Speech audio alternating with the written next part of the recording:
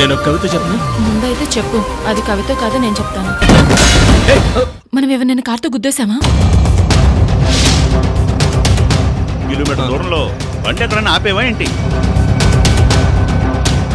Sir ఇక్కడ మన నల్లడవిలో ఒక బండి చూశాను. ఇక్కడ దెయ్యం ఉందని చెప్పారు కదా, అది ఎక్కడుంది? తలుపు తీయలేదు, నువ్వు లోపలికి వెళ్ళవచ్చు. ప్రతి చోట దేవుడు ఉంటారని చెప్తుంటారు, మరి దెయ్యం ఉందని చెప్తున్నావు? ప్రతీకారం తీర్చుకోవడం సినిమాల్లోనే జరుగుతాయి, నిజ జీవితంలో అలా జరగదు.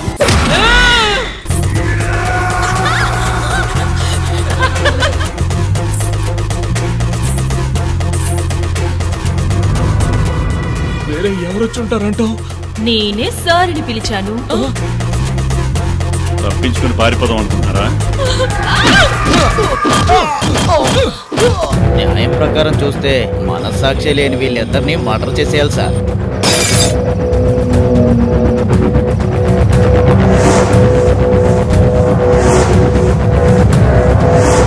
రూపాయి కట్టకపోయినా వీళ్ళకి కార్లు ఇస్తున్నారు చూడు, ఆ కారు కంపెనీ వాళ్ళు, దానికి ఫైనాన్స్ చేసే బ్యాంక్ వాళ్ళు ఉన్నారు కదా, వాళ్ళని చెప్పుతో కొట్టాలి.